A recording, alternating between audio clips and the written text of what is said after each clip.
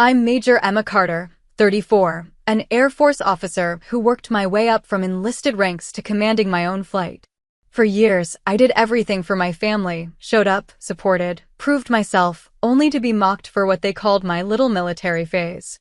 But the day they walked into the museum and saw my name engraved on the Wall of Heroes, everything changed. Have you ever been underestimated by the people you love most, only to finally prove them wrong without saying a word? If so, tell me your story in the comments. You're not alone. Before I get into what happened, let me know where you're tuning in from. And if you've ever had to stand your ground after being dismissed or doubted, hit that like button and subscribe for more true stories about boundaries, pride, and quiet redemption. What happened next might surprise you. I grew up in a house where appearances mattered more than anything else. My father, Anthony Carter, was a corporate manager who wore expensive suits and spoke in the kind of confident tone that made people assume he knew what he was talking about. He valued control over meetings, over budgets, over how our family looked to the neighbors. My brother Ryan inherited that same easy charm, the kind that let him glide through life without ever really committing to anything.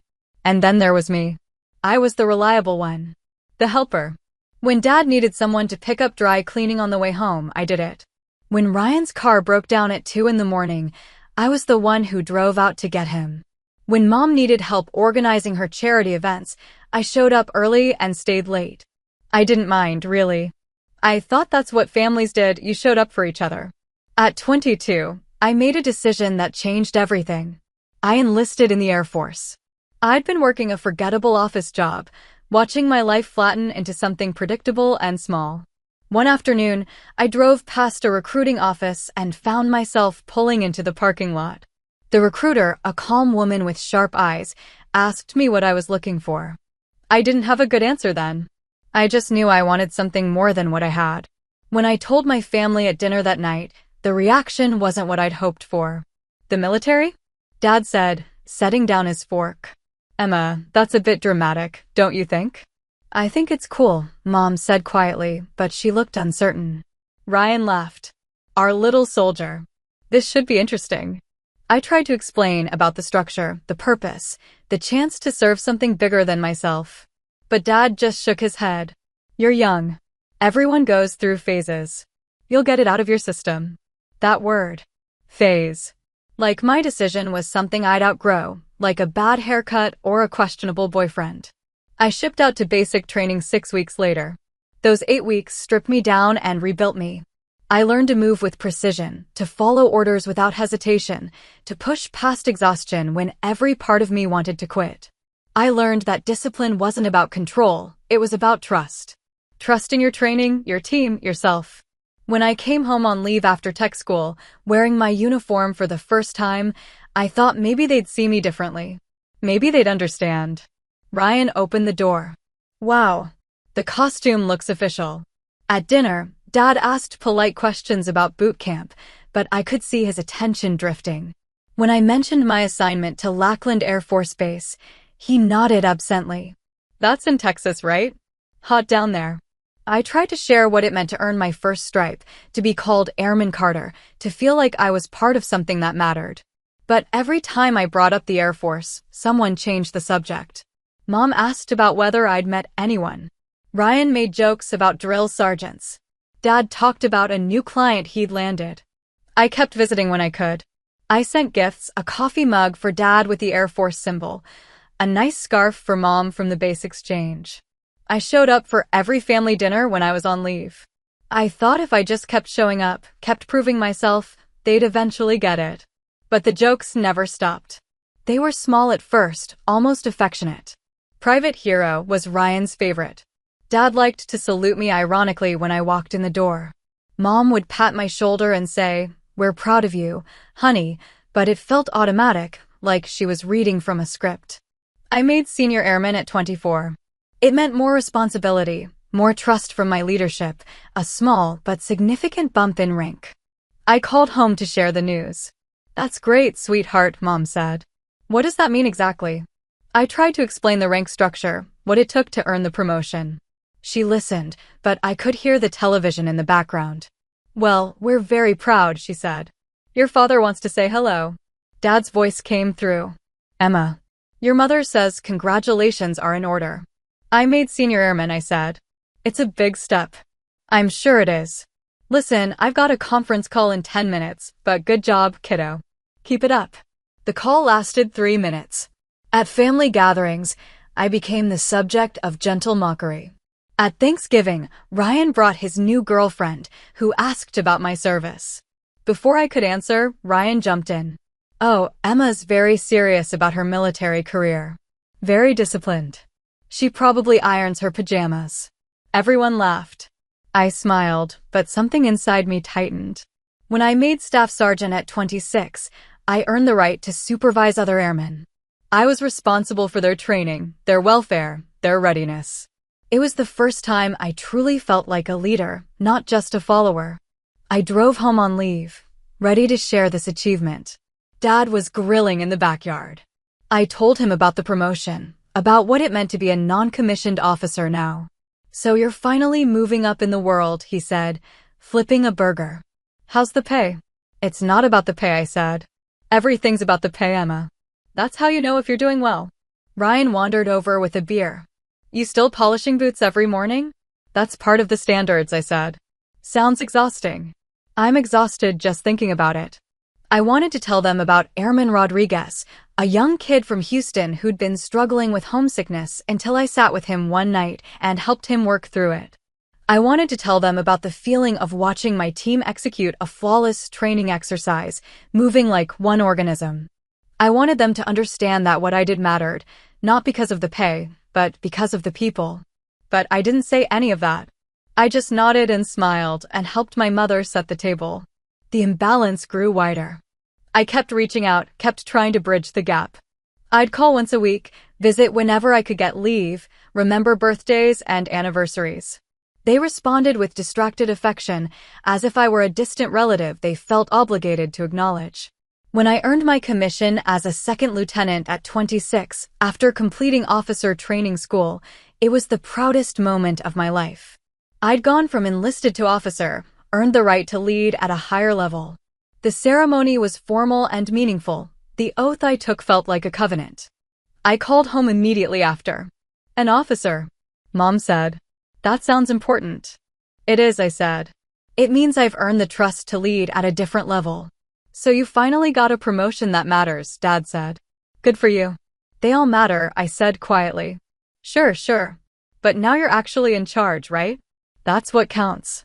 I drove home that weekend to show them my new uniform, the single gold bar on my shoulder. Ryan was there with his latest girlfriend, a woman who worked in marketing. So you're like a manager now, she asked. In a way, I said. I lead a team. Emma's been climbing the ranks, Dad said, smiling. Our little officer. Ryan raised his beer. To Lieutenant Emma. Still playing soldier after all these years. The room laughed. Good-natured, casual. But the word playing hit differently this time. I stayed for dinner, made small talk, helped clean up. Then I drove back to base in silence, watching the city lights disappear behind me. The highway stretched empty ahead, and I realized something I'd been avoiding for years. They were never going to understand. And maybe that was okay. But it didn't stop it from hurting. The months after my commission were busy. I threw myself into work because work made sense. The Air Force operated on clear principles: competence, integrity, excellence. You did your job well, and you earned respect. Simple. My first assignment as a second lieutenant put me in charge of a logistics flight team at Ramstein Air Base in Germany. 15 airmen, all depending on me to lead them effectively. I'd wake at 0500 hours, review the day's mission requirements, and be at the office before most of the base had finished their first cup of coffee. I learned quickly that leading officers was different from being an enlisted supervisor. The decisions carried more weight. A mistake I made didn't just affect my own evaluation, it rippled through the entire team. But I also learned that good leadership was still just good leadership, regardless of rank. Listen to your people. Trust their expertise. Make decisions based on mission needs, not ego. Captain Alex Vega worked in the same squadron. He was 3 years older, an academy graduate with an easy confidence that came from knowing exactly who he was. We became friends over late-night shifts and shared frustrations about bureaucracy. "You're too hard on yourself," he told me one night over bad coffee in the break room. "You know that, right?" "I just want to do it right," I said. "Nobody does it perfectly." "You think I don't screw up?" "Last week I authorized the wrong transport manifest, and we had to completely redo the loading sequence. Cost us 4 hours." "What happened?" "I owned it, fixed it, moved on." "That's the job." I appreciated his honesty. Most people I knew back home would have blamed someone else or made excuses. Alex just acknowledged the mistake and improved. I called my parents less frequently during those months. Not out of spite, just logistics. The time difference made it difficult, and, honestly, I didn't have much to say that they'd understand. My world was flight manifests and operational readiness. Theirs was quarterly earnings and neighborhood gossip. We existed in parallel universes. When I did call, the conversations felt hollow. "How's Germany?" Mom would ask. "Cold, but beautiful. The base is incredible. Are you eating enough? You know how you get when you're stressed." "I'm fine, Mom. Your father wants to know if you're still planning to come home for Christmas." Christmas. Another family gathering where I'd be the odd one out, the one who chose something different. "I'll try," I said. "Depends on the mission schedule." "Ryan's bringing his fiancée. Did I tell you he's engaged?" I hadn't known. "That's great. Congratulations to him. They're thinking about a spring wedding. You'll be there, won't you?" "I'll do my best." After we hung up, I sat in my small quarters, looking at the pictures on my desk. Most of them were from the Air Force, my flight team, a ceremony where I received a commendation medal, Captain Vega and me after completing a particularly brutal exercise. Only one photo showed my family, taken years ago at a cousin's graduation. I looked different in that old photo. Younger, sure, but also smaller somehow. Like I was still waiting for permission to take up space. I made first lieutenant at 28, right on schedule. The promotion came with more responsibility. I was now executive officer for the logistics squadron, managing the daily operations while the commander handled strategic decisions.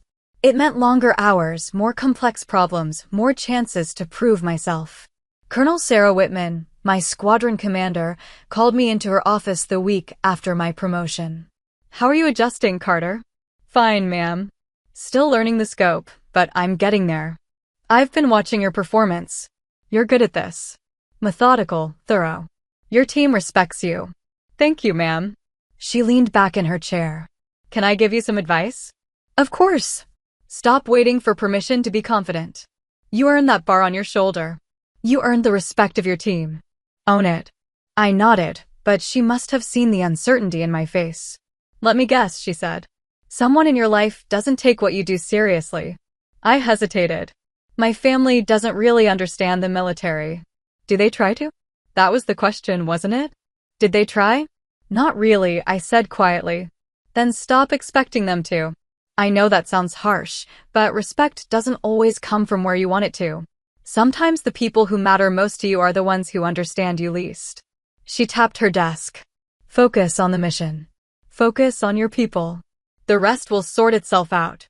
I left her office thinking about that conversation for days. Focus on the mission. It sounded simple, but it represented a fundamental shift in how I'd been living. For years, I'd been trying to prove something to my family, hoping they'd eventually see me the way I saw myself. What if I just stopped? What if I stopped calling every week? Stopped visiting on every leave? Stopped trying to translate my world into terms they'd appreciate? It felt like giving up. But it also felt like self-preservation. I made captain at 29. Oh, 3. The rank came with my own flight command, 35 airmen under my direct leadership. It was everything I'd worked toward, the culmination of 7 years of service. I didn't call my parents immediately. I waited 3 days, until after the ceremony, after I'd celebrated with my team, after the moment felt solidly mine. "Emma." Mom sounded pleased. "We haven't heard from you in weeks." "I've been busy. I got promoted. I'm a captain now." "Oh, that's wonderful. Let me get your father." Dad's voice came through. "Emma, your mother says you got another promotion. Captain. I'm commanding my own flight now." "Well, that's great. Really great." "You must be, what, almost 30. 29. Time flies. Your brother just made partner at his firm. Can you believe it? 28 years old and already a partner. That's great, I said. The words felt automatic. We should all get together soon. Celebrate both of you. Maybe Thanksgiving. Maybe. I'll have to check my schedule. The Air Force doesn't give you time off for Thanksgiving? It's complicated, Dad. Well, try to make it work. Family's important. After the call ended, I sat with those words. Family's important. He was right, of course. But importance ran both ways. Did I matter to them as much as they mattered to me? Or was I just another item on their checklist? Daughter, check. Doing fine, check. Move on. Captain Vega found me in the gym later that evening, running on the treadmill like I was trying to escape something. You okay? He asked. Fine. You've been here for 90 minutes. That's not fine. I slowed the treadmill to a walk. Just thinking. About? Family. Expectations. The usual. He stepped onto the treadmill next to mine. Want my unsolicited opinion? Do I have a choice? You're allowed to protect yourself. You don't owe anyone unlimited access to your life, even family. Especially if they don't respect what you've built. It sounds selfish when you say it like that. It sounds like boundaries. There's a difference. I thought about boundaries. About the invisible lines we draw to protect ourselves. I'd spent years letting my family cross every single one, hoping that somehow, eventually, they'd understand. But understanding required effort on both sides. What if they never get it? I asked. Then they never get it. But that doesn't change who you are or what you've accomplished. I looked at him. How did you figure all this out? I didn't. I'm still figuring it out. But I learned that chasing approval from people who don't value what you value is exhausting. Better to invest in the people who already see you. That night, I made a decision. Not a dramatic one, not something I announced or declared. Just a quiet shift in priorities. I stopped chasing their approval. I stopped trying to translate my world into theirs. I stopped hoping they'd finally understand. I focused on what mattered: my team, my mission, the people who'd earned their place in my life. And slowly, the weight I'd been carrying started to lift. Mom's 60th birthday fell on a Saturday in October. She'd been planning it for months, a dinner party at their house, close family only, nothing fancy but meaningful. She called me 6 weeks in advance. You'll be there, won't you? I know you're busy, but it would mean so much. I checked my schedule. I had leave saved up. The timing worked. I'll be there, I said. Wonderful. Ryan's bringing Madison. You'll finally get to meet her properly. The week before the party, I flew into Baltimore Washington International, drove the rental car through familiar streets, and checked into a hotel near my parents' house. I didn't stay with them anymore. Hotels gave me space, a clean exit strategy if things got uncomfortable. I'd been on duty that morning, finishing up paperwork before my flight. I didn't have time to change, so I drove straight from the airport in my service dress blue uniform. The jacket fit perfectly, the ribbons on my chest representing 7 years of service, including a commendation medal for valor I'd received 3 months earlier. That medal came from an incident most people would call heroic. I called it doing my job. A fuel leak in one of the hangars had caused a flash fire. 3 airmen were inside, disoriented by smoke. I'd been walking past when I heard the explosion. Standard procedure said wait for the fire team. But I knew those 3 airmen knew that Senior Airman Lopez had a baby daughter, that Staff Sergeant Kim was getting married in 2 months, that Airman First Class Durant was 20 years old and terrified of fire. I went in. Found them. Got them out. My commander put me in for the commendation. At the ceremony, Colonel Whitman had said, Captain Carter embodies the core values we hold sacred. Integrity first, service before self, excellence in all we do. I'd felt 10 feet tall that day. I hadn't told my family about it. What was the point? They'd congratulate me politely, then change the subject. I arrived at my parents' house at 1700 hours. The driveway was already full, Ryan's car, a few vehicles I didn't recognize. I grabbed the gift I'd brought for Mom, checked my uniform in the rearview mirror, and walked to the door. Ryan opened it. His eyes went to my uniform, and something flickered across his face. Amusement, maybe. Oh great, he said, loud enough for everyone inside to hear. The costume's back. I stepped inside. The living room was full, Mom's sister and her husband, a few family friends, Ryan's fiancée Madison. They all turned to look. Dad stood by the fireplace, drink in hand. He saw me and smiled, but it was the smile you give a child who's done something awkward. Still playing soldier, Emma? The room laughed. Polite laughter, the kind that fills uncomfortable spaces. I stood there in my uniform, ribbons on my chest, captain's bars on my shoulders, and felt smaller than I had in years. Madison stepped forward, extending her hand. I'm Madison. It's nice to finally meet you. Emma, I said, shaking her hand. Ryan's told me so much about you. Thank you for your service. It was a kind gesture. Automatic, maybe, but kind. Thank you, I said. Mom came out from the kitchen, her face lighting up. Emma, you made it. She hugged me, then stepped back. You came straight from work? I had duty this morning. Didn't have time to change. Well, you look very official. She patted my arm. Come, let's get you something to drink. Dinner was catered, nothing fancy, but nice. We sat around the extended dining table, passing dishes, making small talk.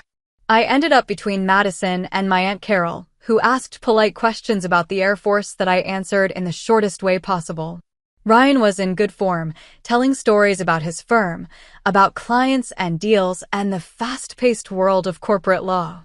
Dad listened with obvious pride, jumping in with questions and observations. They had an easy rapport, a shared language of business and success. I picked at my food and tried to look engaged. After the main course, while Mom brought out the birthday cake, Ryan leaned back in his chair and looked at me.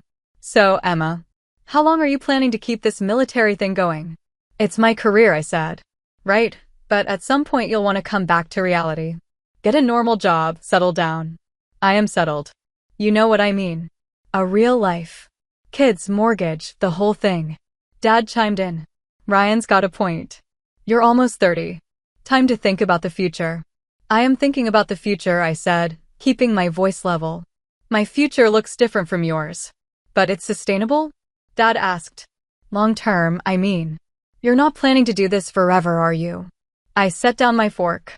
Yes, I am. The table went quiet. Mom returned with the cake, candles blazing. Everyone sang happy birthday and the moment passed. But something had shifted inside me.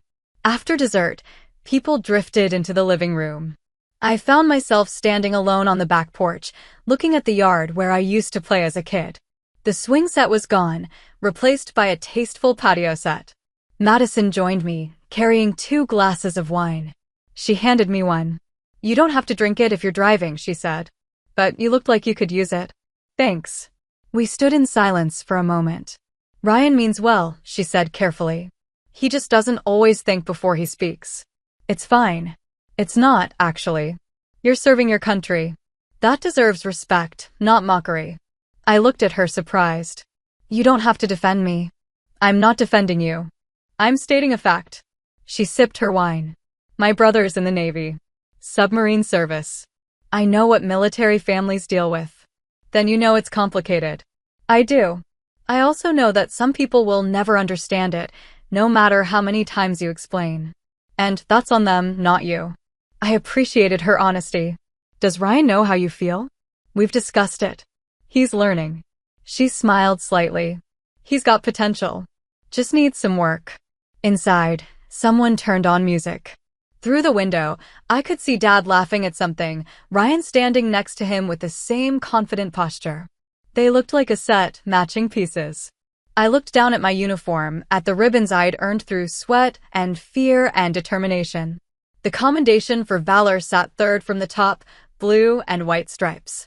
3 people were alive because I'd made a choice in a split second. But here, in this house, it was just a costume. A phase I couldn't seem to outgrow.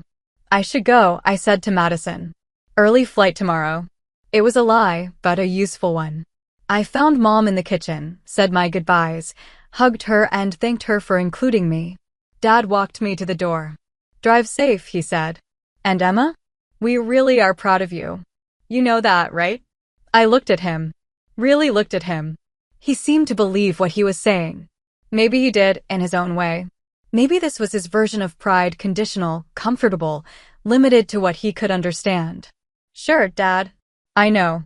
I drove back to the hotel, changed out of my uniform, and lay on the bed staring at the ceiling. My phone buzzed. A text from Captain Vega. How's the family visit? I typed back, about what I expected. Need an extraction team? Despite everything, I smiled. I'll survive. You always do. See you Monday. I thought about Monday. About returning to base, to my team, to the work that made sense.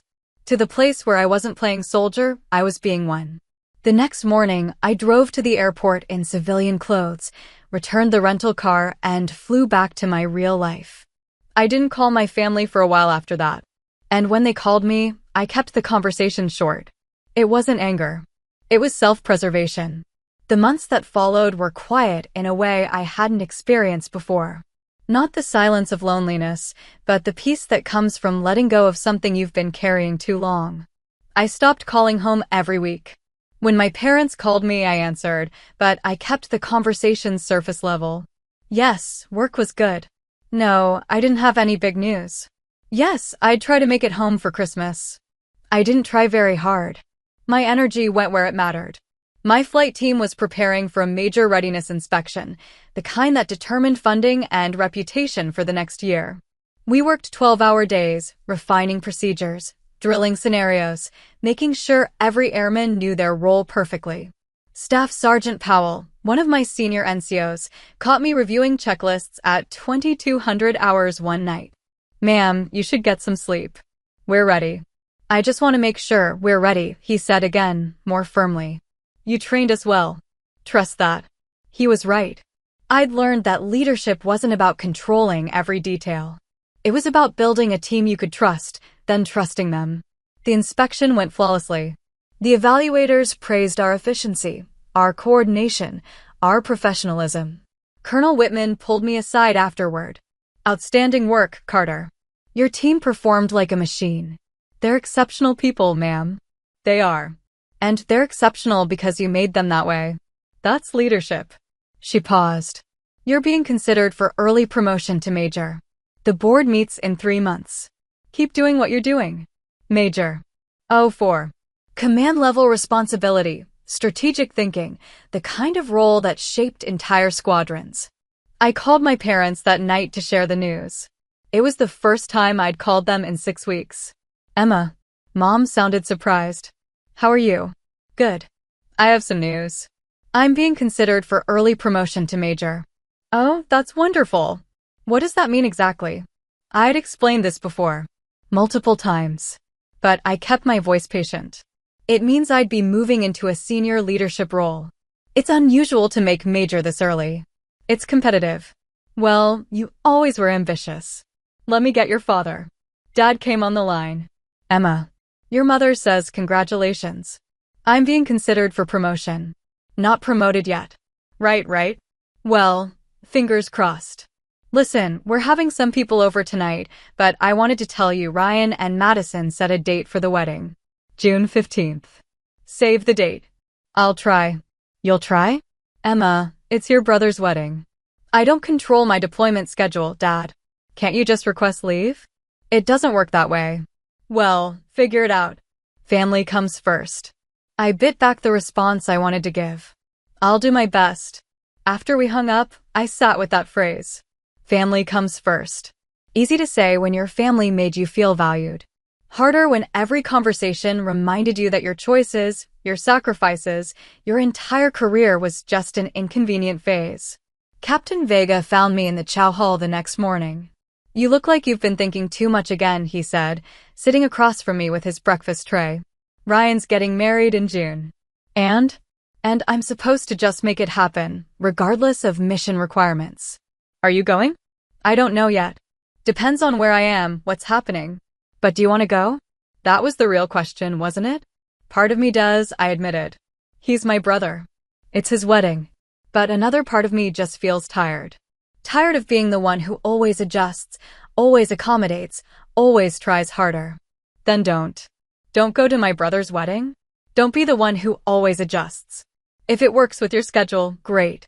If it doesn't, send a nice gift and move on. You're allowed to prioritize your life. That sounds harsh. It sounds like boundaries. There's a difference. He took a bite of his scrambled eggs. Look, I get it. Family's complicated. But you've spent years trying to earn respect from people who don't value what you do. At some point, you have to ask yourself if that's a good investment. I thought about that conversation for days. Investment. That's what relationships were, really. You invested time, energy, emotional labor. And sometimes the return was worth it. Sometimes it wasn't. 3 months later, I made major. The promotion board results came out on a Tuesday morning and Colonel Whitman called me into her office before I'd even seen the official list. Congratulations, Major Carter. The title sounded surreal. Major. At 31 years old, I'd made 04. Above-zone promotion was rare, reserved for officers who demonstrated exceptional performance and potential. Thank you, ma'am. You've earned it. The board recognized what I've known for years: you're going places in this Air Force. Your next assignment will likely be a staff position at command level. That'll position you well for Lieutenant Colonel. Lieutenant Colonel. Oh, 5. The trajectory was real now, not just theoretical. I called my parents that evening. I made major, I said when Dad answered. That's great, Emma. Really great. Hold on, let me get your mother. The phone clattered. I heard muffled voices, then Mom came on. Emma, your father says you got promoted again. Major. I made major. Oh, sweetheart, that's wonderful. You must be so pleased. I am. Your father wants to know if this means more money. Something inside me deflated. That's not really the point, Mom. Of course not, but it's practical to ask. You know how your father is about finances. Dad's voice came back on. So how much of a raise are we talking? It's not about the raise, Dad. It's about the responsibility, the trust, sure. But you must be making decent money by now. What is it, 70,000? 80? It's more complicated than that. Base pay plus allowances plus, ballpark it for me. I closed my eyes. Around 90,000. Not bad. Though Ryan's pulling in twice that at his firm. But different fields, different scales. There it was. The comparison. Always the comparison. I should go, I said. Lots of work to do. Of course. Congratulations again, sweetheart. We're very proud. I hung up and sat in my empty quarters, looking at the promotion certificate that would arrive in a few weeks. Major Emma Carter. 7 years of service, countless hours of training, lives saved, missions accomplished, teams led. And my father wanted to know how I compared to Ryan's salary. I didn't call them again for a long time after that. Ryan's wedding invitation arrived in my mailbox 6 weeks later. Formal cardstock, elegant font, June 15th at a country club in Maryland. I checked my assignment schedule. I'd be stateside, no deployments planned. I could go if I wanted to. I RSVP'd that I'd attend alone. The weeks leading up to the wedding were busy. My new assignment as executive officer to the wing commander meant longer hours, higher stakes, more visibility. I briefed generals, coordinated with other branches, made decisions that affected thousands of personnel. But in the back of my mind, I kept thinking about that wedding. About standing in a room full of people who thought my career was a phase, watching my brother marry someone who actually seemed to understand what service meant. 3 days before the wedding, Colonel Whitman called me into her office. Carter, I need you to attend a ceremony next week. One of our pilots is being honored at the National Aviation Museum. Wall of Heroes dedication. I want command representation there. Yes, ma'am. When? Thursday afternoon. Should only take a few hours. Thursday. The day before the wedding. I'll be there, ma'am. I didn't tell my parents about the ceremony. It was work, classified as temporary duty, not worth mentioning. But fate, it seemed, had other plans. The morning of the ceremony, my mother called. Emma, we're so excited for tomorrow. Are you already in town? I fly in tonight. Perfect. Actually, your father had an idea. There's a special exhibit at the National Aviation Museum, all about military aviation. We thought we'd go tomorrow morning, make a day of it before the wedding. You should come with us. My stomach tightened. The museum? Yes. It'll be fun. Family outing before the big event. Ryan and Madison are coming too. What time? We're thinking around 10? The wedding isn't until 4, so we have plenty of time. The ceremony was at 1400 hours. They'd be long gone by then. Sure, I said. I'll meet you there. Wonderful. See you tomorrow, sweetheart. I hung up and stared at my phone, a strange feeling settling over me. They were going to the museum. The same museum where I'd be honored. On the same day. What were the odds? I flew into Baltimore the night before the wedding and checked into the same hotel I'd used for Mom's birthday. The room was generic and clean, a neutral space that belonged to no one. I hung up my service dress blues for the museum ceremony, laid out my civilian clothes for the wedding, and tried to sleep. I kept thinking about the next day. About the Wall of Heroes ceremony. About my family wandering through that same museum, completely unaware. Should I tell them? Give them a heads up? But something stopped me. Maybe it was pride. Maybe it was curiosity. Maybe I just wanted one thing in my life that was mine before they found a way to diminish it. I decided to stay quiet. The morning of, I dressed carefully. The museum ceremony was at 1400 hours, but my family planned to arrive at 10. I'd join them for their visit, walk through the exhibits, let them make their jokes. Then I'd excuse myself, change into my dress blues, and attend the ceremony as a guest. They'd never know. I met them in the museum lobby at 09:55. Dad wore khakis and a polo shirt, Mom a floral dress. Ryan and Madison looked casual but put together. Everyone seemed relaxed, in a good mood. Emma. Mom hugged me. You look nice. Very put together. Thanks. Dad extended his hand for a formal handshake, which felt oddly ceremonial. Ready for the tour? Ready. We moved through the entrance and into the main hall, where aircraft hung from the ceiling in frozen flight. A massive B-17 bomber dominated the center, surrounded by smaller fighters and trainers. The space felt sacred, like a cathedral built to honor courage. Ryan immediately pulled out his phone, taking selfies with Madison in front of various planes. Dad read the plaques aloud, commenting on engineering achievements and historical significance. Mom admired the aesthetic, the polished metal, the vintage aesthetic. I walked quietly beside them, listening to their commentary. Can you imagine flying in one of these? Dad said, looking up at a World War II fighter. No computers, no GPS. Just skill and courage. It's impressive, I said. Makes you appreciate what those pilots went through. Real heroes. I nodded, biting back the observation that pilots still flew without computers when systems failed, still relied on skill and courage every single day. But this wasn't the moment for that conversation. We moved through the exhibits. Vietnam-era helicopters, Cold War reconnaissance planes, modern fighter jets. Ryan made jokes about Top Gun. Madison asked thoughtful questions about the aircraft specifications. Mom took photos of everything. And then we turned a corner into a newer section of the museum. The Wall of Heroes. It was a curved wall of polished black granite, lit from above with focused spotlights. Photographs of service members line the wall, each with a small plaque describing their act of courage. The display was solemn, reverent. Dad walked toward it, curious. What's this? A placard at the entrance explained. The Wall of Heroes honors Air Force personnel who have demonstrated extraordinary courage and valor in the line of duty. Mom stopped beside him. Oh, how moving. They began to walk along the wall, reading the citations. Each photograph showed a person in uniform, men and women of various ranks and ages, frozen in formal military portraits. Ryan and Madison followed, moving slowly, taking in each story.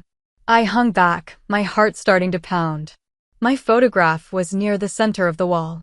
I'd seen the proof image weeks ago when they'd asked permission to use it. Captain Emma Carter, taken during my promotion ceremony last year. I was in dress blues, standing at attention, expression serious and professional.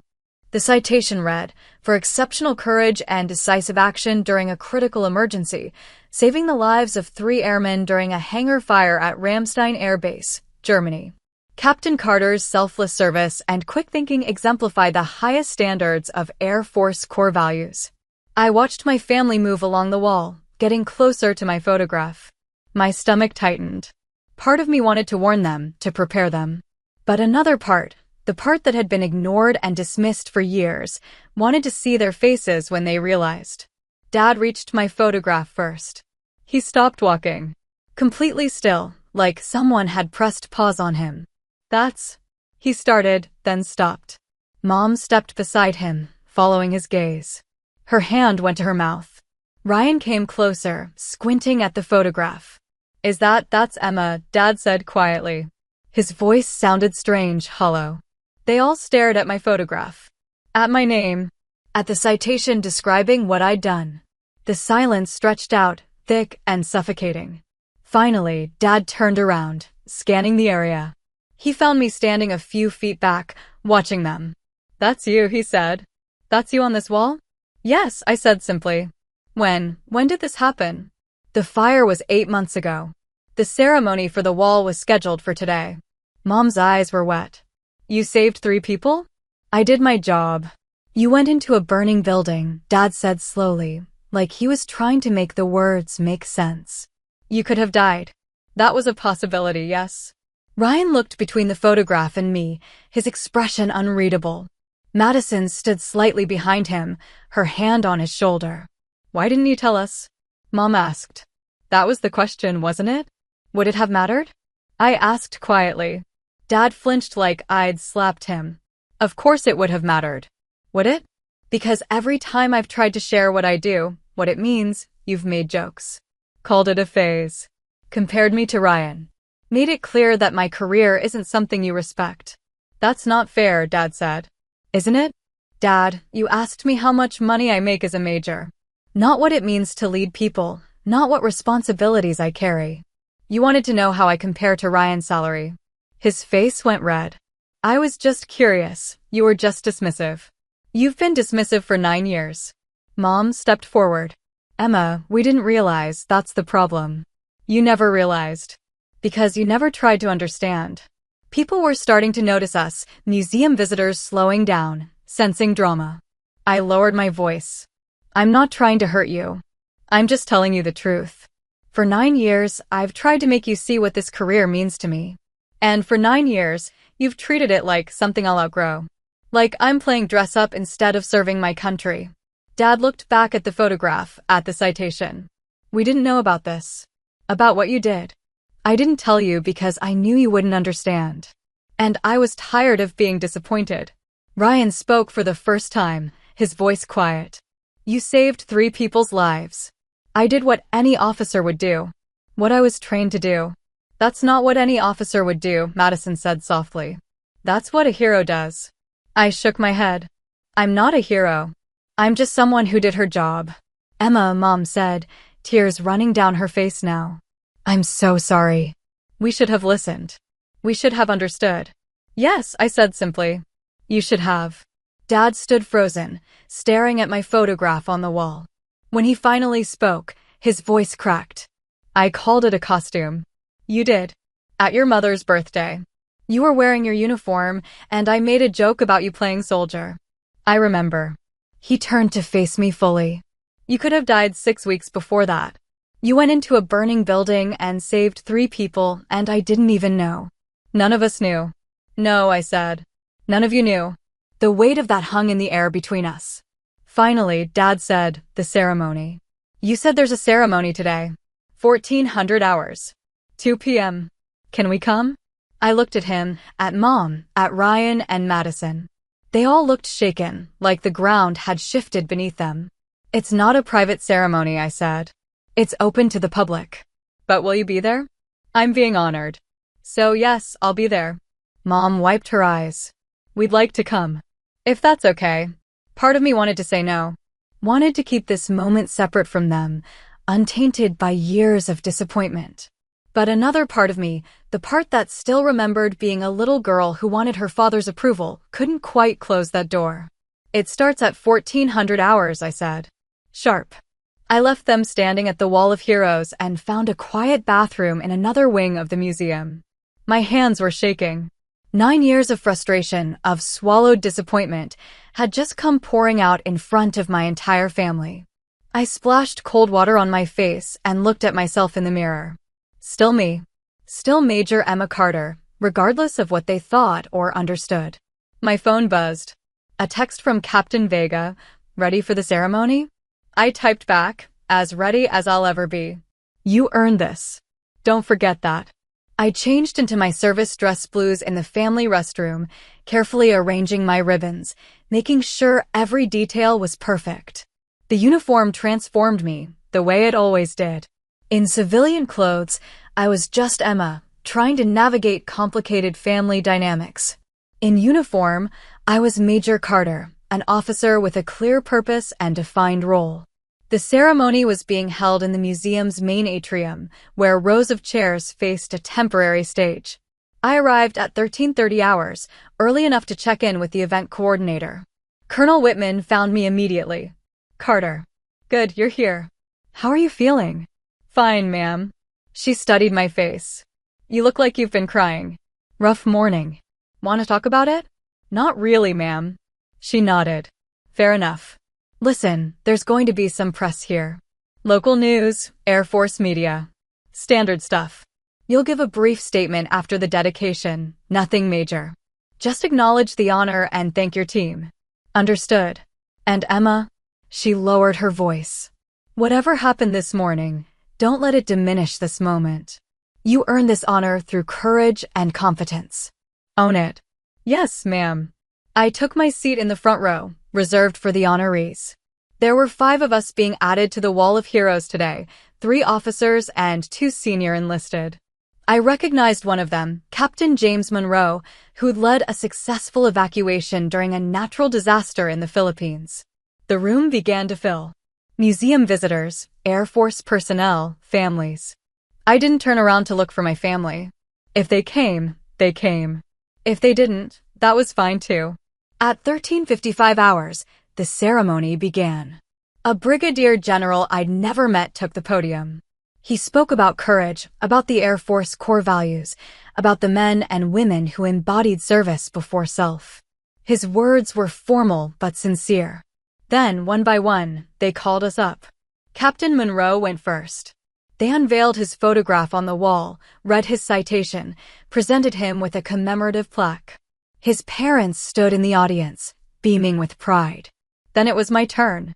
Captain Emma Carter, the general said, and I stood, walking to the stage with measured steps. They unveiled my photograph, the same one my family had just discovered. The general read my citation aloud, his voice carrying through the atrium. Captain Carter demonstrated extraordinary courage and selfless service during a critical emergency at Ramstein Air Base, Germany. When a fuel leak ignited a flash fire in Hangar 7, Captain Carter entered the structure without regard for her personal safety. Despite thick smoke and extreme temperatures, she located and evacuated 3 trapped airmen, ensuring their safe extraction before the building's integrity was compromised. Her decisive leadership and unwavering commitment to her fellow airmen exemplify the highest traditions of military service. The audience applauded. I stood at attention, keeping my expression neutral even though my heart was racing. The general handed me the plaque, shook my hand, and stepped back. According to the program, I was supposed to say a few words now. I stepped to the microphone and looked out at the audience. In the 3rd row, I saw them Mom, Dad, Ryan, and Madison. They were all watching me with expressions I'd never seen before. Attention. Respect. Understanding. Thank you, I began. Receiving this honor is humbling.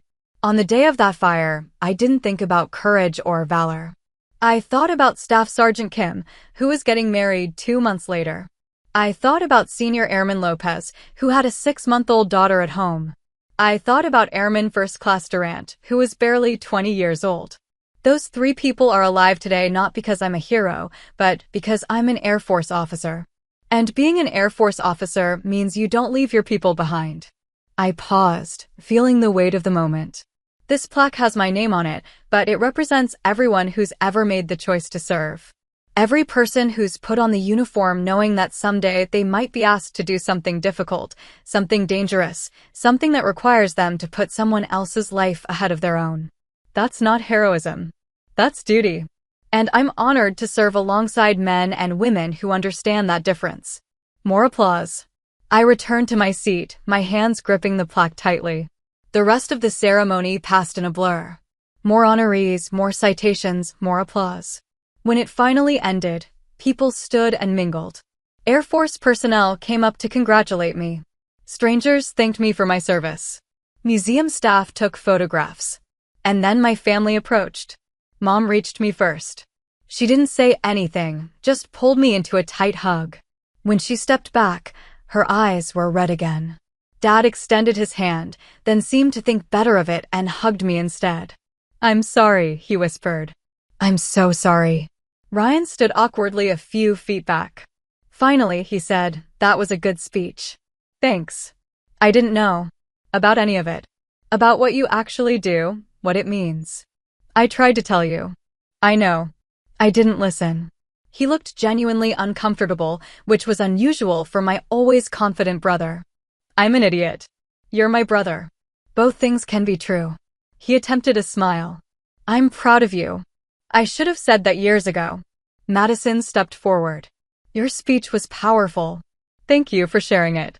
Colonel Whitman appeared at my elbow. "Carter, I need to steal you for a moment.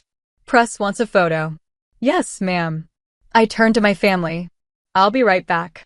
The next hour was a whirlwind of interviews, photographs, handshakes. The local news wanted a statement.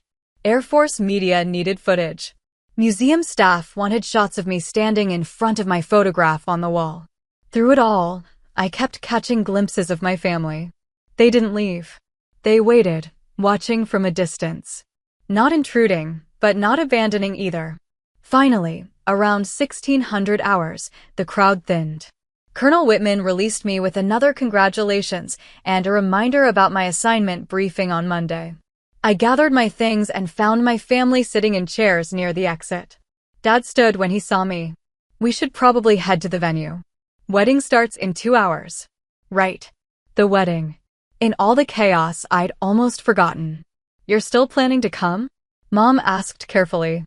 I looked at them, really looked at them. They seemed smaller somehow, less certain than usual. "I'm already here," I said. "Might as well." We walked to our cars together. Dad caught up to me before I reached my rental. "Emma, wait." I stopped. "What you said in there? About us not understanding, not trying to understand." "You're right. We didn't. I didn't." He struggled with the words. "I thought I was protecting you in some weird way. Military life seemed hard, dangerous. I thought if I dismissed it, maybe you'd choose something safer. That wasn't your choice to make, Dad. I know that now. But for what it's worth, I'm proud of you. I should have said it sooner. I should have said it every time you called, every time you visited, every time you tried to share your life with us. It wasn't a perfect apology. But it was honest, which counted for something." "Thank you," I said. "I can't promise I'll understand everything about your career. But I can promise to listen. To really listen. That's all I've ever wanted." He nodded. "See you at the venue?" "See you there." I drove to the country club alone, thinking about the day. About standing in front of that wall, seeing my photograph among heroes. About my family finally seeing me the way I'd always wanted them to. It felt like something had shifted. Not fixed, maybe. Not perfect. But shifted. And for now, that was enough. The wedding venue was exactly what I expected: elegant country club, manicured grounds, string lights hanging between trees like captured stars. I arrived with 30 minutes to spare, found my assigned seat, and tried to blend into the background. I was still in uniform. I hadn't had time to change, and honestly, I wasn't sure I wanted to. Let them see me in it. Let them remember. The ceremony was beautiful. Ryan looked genuinely happy standing at the altar, watching Madison walk down the aisle. For all his flaws, my brother knew a good thing when he found it. Madison was kind, thoughtful, and apparently immune to his more irritating qualities. I sat between distant cousins I barely recognized, watching my little brother get married. When the officiant asked who gives this woman, Madison's father spoke clearly. When they exchanged vows, Madison's voice was steady and strong. Ryan's voice cracked slightly, which made the moment more real somehow. They kissed, everyone applauded, and just like that, my brother was married. The reception was held in the club's ballroom, all white linens and flower arrangements. I found my name card at a table near the back, safely away from the family table. I didn't mind. The distance felt appropriate. But before I could sit, Mom appeared at my elbow. Emma, there's been a seating change. You're at our table. Mom, it's fine. I'm good here. You're not sitting in the back at your brother's wedding. Come on. She led me to the family table, where Dad and Ryan's new in-laws were already seated. Someone had added a chair between Mom and Dad's places, squeezing me in. Dad stood when I approached. Emma, glad you're here. Wouldn't miss it, I said, sitting down. Dinner passed in stilted conversation and polite questions from Madison's parents about military life. They seemed genuinely interested, asking thoughtful questions about deployment schedules and what it meant to command a flight team. It was refreshing, actually. Ryan and Madison made their rounds, stopping at each table. When they reached ours, Ryan pulled me aside. Can we talk? Just for a minute. Sure. We walked to the edge of the ballroom, near the French doors that opened onto the terrace. I owe you an apology, Ryan said. A real one. Not just the half-hearted thing I said at the museum. Okay. I've been a jerk. For years. Making jokes about your career, treating it like it didn't matter. I think part of me was jealous, honestly. That surprised me. Jealous. You knew what you wanted. You went after it. You built something real. Meanwhile, I've been floating through life, taking the easy path because I could. He rubbed the back of his neck. The thing is, everyone always told me I had so much potential. But you're the one who actually did something with yours. Ryan, let me finish. When I saw that wall today, saw your photograph, read what you did, it hit me. My sister's a hero, and I've been treating her like she's playing dress-up. That's unforgivable. It's not unforgivable. It's just something we need to work past. Can we? Work past it. I looked at my brother, really looked at him. He seemed younger suddenly, less sure of himself. Getting married did that sometimes, made you take stock of who you were and who you wanted to be. We can try, I said. He nodded, relief visible on his face. That's all I'm asking for. A chance to be a better brother. Madison appeared, slipping her hand into Ryan's. Sorry to interrupt. They're about to cut the cake. We should get back, Ryan said. Then, more softly, thanks, Emma. For coming. For giving me another chance. You're my brother. That's what we do. They walked back inside, and I followed a moment later.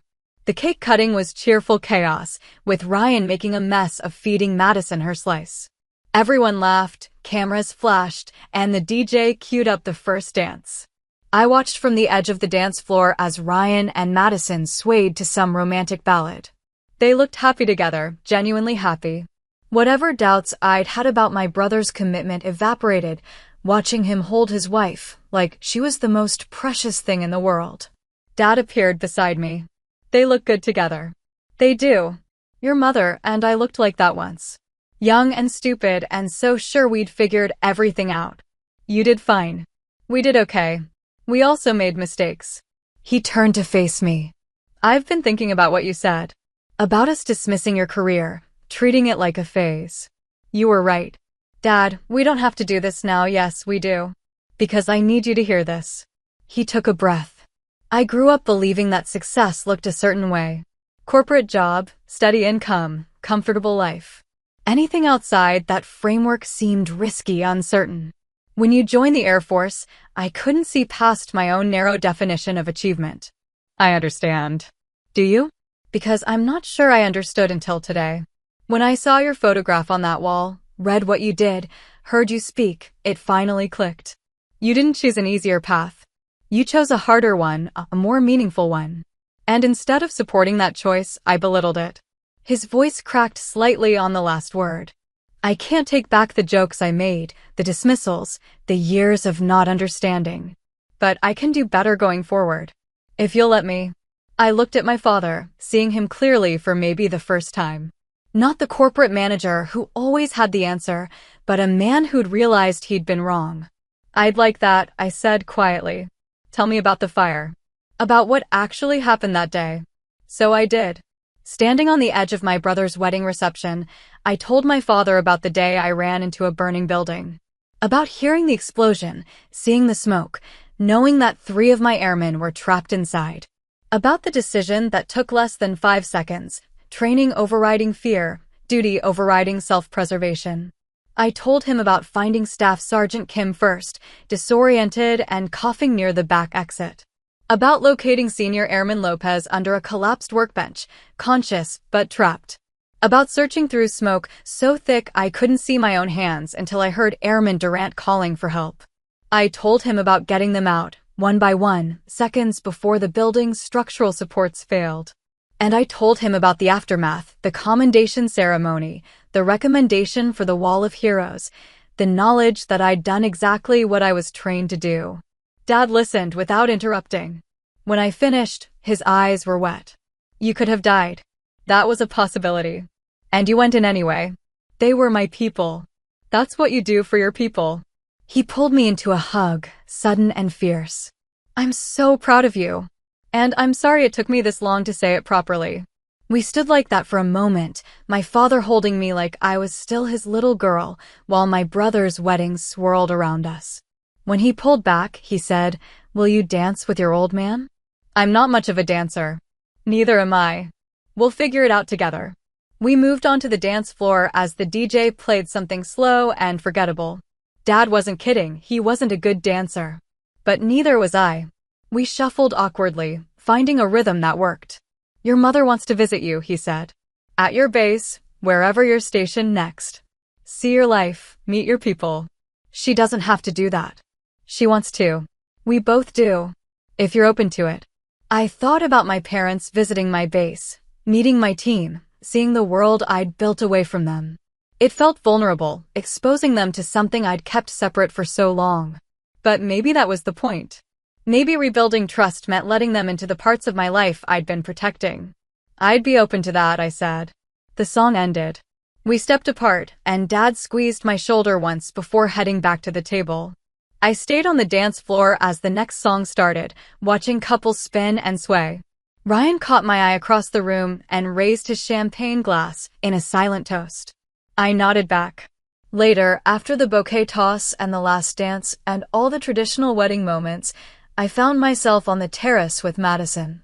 She'd kicked off her heels and was standing barefoot on the stone, looking up at the stars. Hell of a day, she said. You can say that again. Finding out your new sister-in-law is a legitimate hero kind of changes the dynamic. I'm not a hero. You keep saying that. But everyone who knows what you did disagrees. She glanced at me. Ryan told me what happened at the museum. How you all found out about the wall together. It wasn't planned. Best things rarely are. She smiled.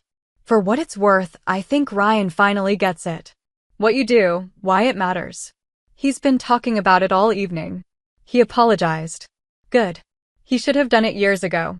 We stood in comfortable silence, watching the party wind down inside. I hope you'll come around more, Madison said. Now that things are better with your family. I'll try. That's all anyone can ask. 3 weeks after the wedding, a package arrived at my new assignment. I'd been moved to a staff position at Air Force Material Command, exactly as Colonel Whitman had predicted. The work was challenging, more strategic planning, less direct leadership, but I was adjusting. The package was from my father. Inside was a framed photograph, professionally matted.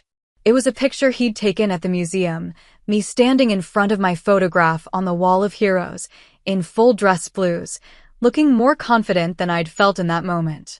A note was tucked inside, written in Dad's careful handwriting, in case you ever doubt how far you've come. We're proud of you. Dad, I set it on my desk, next to the photo of my flight team from Ramstein. Mom called that evening. Did you get your father's package? I did. It's perfect. He's been different since the wedding. More thoughtful. He asked me the other day what it means to be a major, what your responsibilities are. Actually wanted to understand. That's progress. It is. We'd still like to visit if the invitation's open. See where you work, meet the people you serve with. I looked around my small base housing unit, functional, efficient, impersonal. The idea of my parents visiting still felt strange, but less frightening than before. Let me check my schedule. Maybe in a few months, once I'm more settled here. Whenever works for you, sweetheart. We'll make it happen. After we hung up, I sat at my desk and opened my laptop. Work emails needed responses, reports needed reviewing. But I found myself instead looking at the photograph Dad had sent. I looked strong in that picture. Certain. Like someone who'd figured out who she was and refused to apologize for it. Maybe I had. The next 6 months passed quickly. Work consumed most of my time. Strategic planning for equipment modernization, coordination with contractors, endless meetings about budgets and timelines. It was different from leading a flight team, but important in its own way. I made Lieutenant Colonel at 33, ahead of schedule again. The promotion board results came out on a Tuesday, and this time I called my parents immediately. Mom answered. Emma, we were just talking about you. I made Lieutenant Colonel. She screamed, actually screamed with excitement. Anthony, pick up the phone. Emma made Lieutenant Colonel. Dad's voice came through, slightly breathless. Emma? Is it true? It's true. The results posted this morning. Lieutenant Colonel Carter. He said it slowly, testing how it sounded.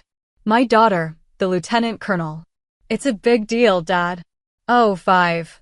It means I'll be taking on more strategic responsibilities, probably a squadron command position. Explain it to me. All of it. I want to understand.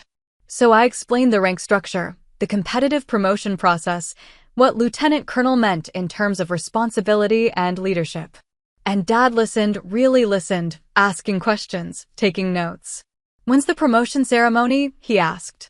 In 3 months. March 15th. We'll be there. Your mother, Ryan, Madison, all of us. If you want us there. I thought about my last promotion ceremony, attended only by my Air Force colleagues. About every achievement I'd celebrated alone because my family hadn't understood why they mattered. I'd like that, I said. Then it's settled. Send us the details. I stood in front of a small gathering at Wright-Patterson Air Force Base on a cold March morning. Colonel Whitman, now Brigadier General Whitman, officiated my promotion ceremony. My parents, Ryan, and Madison sat in the front row, watching as my Major's oak leaves were replaced with the silver oak leaves of a lieutenant colonel. General Whitman administered the oath. I repeated the familiar words, feeling their weight more deeply each time. I do solemnly swear that I will support and defend the Constitution of the United States against all enemies, foreign and domestic, that I will bear true faith and allegiance to the same, and that I will obey the orders of the President of the United States and the orders of the officers appointed over me, according to regulations and the Uniform Code of Military Justice. So help me God. The audience applauded. My parents stood, pride visible on their faces. Ryan recorded everything on his phone while Madison wiped her eyes. At lunch afterward, Dad couldn't stop looking at my new rank. Lieutenant Colonel, he kept saying. My daughter, the Lieutenant Colonel. You're going to wear that phrase out, Ryan said, grinning. Madison asked about what came next. I explained squadron command, leading about 200 personnel. Maybe Colonel in another 4 or 5 years if things went well. And after Colonel? Dad asked. If I'm very lucky? Maybe General someday. But that's decades away and highly competitive. You'll make it, Dad said with absolute certainty. Look at everything you've already accomplished. It was strange, hearing that confidence from him. For years, I'd wanted exactly this, his belief in me, his pride, his understanding. Before they left, Mom pulled me aside. We're sorry it took us so long to see you. The real you. Mom, no, let me say this. You've been extraordinary from the beginning. We were just too blind to notice. But we see you now, sweetheart. We see you, and we're so proud. Ryan approached after. You're kind of my hero. Like, actually. Madison and I talk about you all the time. About how you knew what you wanted and went after it, no matter what anyone else thought. Ryan, you don't need to, I mean it. You inspire me to be better. Less comfortable, more purposeful. He grinned. Thank you for not giving up on us. On me. I didn't deserve another chance, but you gave me one anyway. You're my brother. That's what family does. Back at base, I sat at my desk looking at the photo Dad had given me standing in front of the wall of heroes. Beside it now sat a new photo from today's ceremony, showing me with my family. We were all genuinely smiling.